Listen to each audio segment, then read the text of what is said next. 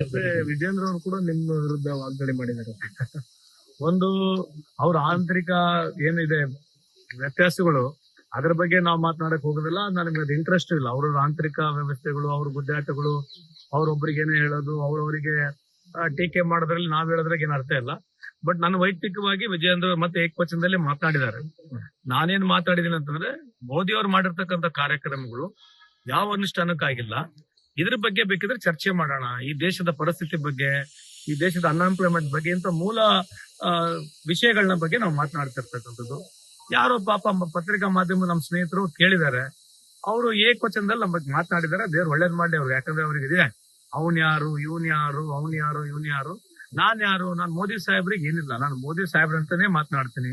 ಮೋದಿ ಸಾಹೇಬ್ರ ಕಾರ್ಯಕ್ರಮ ಬಗ್ಗೆ ಮಾತನಾಡ್ತೀನಿ. ಈ ದೇಶದ ಪ್ರತಿಯೊಬ್ಬ ನಾಗರಿಕನಿಗೆ ಹಕ್ಕಿದೆ. ಈ ದೇಶದಲ್ಲಿ ಯಾವನು ಸಣ್ಣನಿಲ್ಲ, ಯಾವನು ದೊಡ್ಡನಿಲ್ಲ. ಮತ್ತೆ ಪ್ರಧಾನಮಂತ್ರಿ ಪ್ರಶ್ನೆ ಕೇಳಿದ್ರೆ ಇನ್ಯಾರಿಗೆ ಪ್ರಶ್ನೆ ಕೇಳ್ಬೇಕು? ಅವ್ರಿಗೆ ನಾವ್ ಏನ್ ಪ್ರಶ್ನೆ ಕೇಳಿರ್ತೀವಿ ಅದಕ್ಕೆ ಉತ್ತರ ಕೊಡೋದ್ ಬದಲು ಅವನ್ ಯಾವನ್ರಿ, ಇವನ್ ಯಾವನ್ರಿ ಅಂತ ಸಿಂಗ್ಲರ್ ಆಗಿ ಮಾತನಾಡ್ತಾರೆ.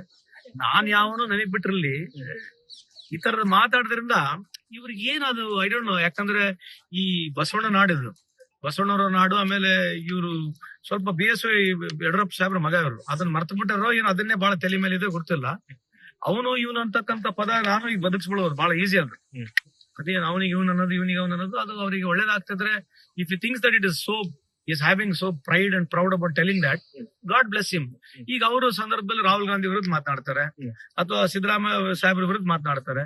ಅವರ ರಾಜಕೀಯವಾಗಿ ಮಾತನಾಡ್ತಕ್ಕಂಥ, ನಾವೇನು ಪರ್ಸನಲ್ ಆಗಿ ಯಾವ್ದು ಮೋದಿ ಸಾಹೇಬ್ರ ವಿರುದ್ಧ ಮಾತನಾಡ್ತಿಲ್ಲ. ಕೇಳಿರ್ತಕ್ಕಂಥ ಸರ್ಕಾರ ಪ್ರೋಗ್ರಾಮ್ಗಳು, ಬಿಜೆಪಿ ಮಾಡಿರ್ತಕ್ಕಂಥ ಕಾರ್ಯಕ್ರಮಗಳ ಬಗ್ಗೆ ಪ್ರಶ್ನೆ ಮಾಡಿದ್ರೆ ಈ ತರ ಸಿಂಗ್ಲರ್ ಆಗಿ ಮಾತಾಡಿದ್ರೆ ಅವ್ರಿಗೆ ದೇವ್ರು ಒಳ್ಳೇದ್ ಮಾಡ್ಲಿ ಅಂತ ಹೇಳ್ಬೋದು. ಸರ್, ಈಗ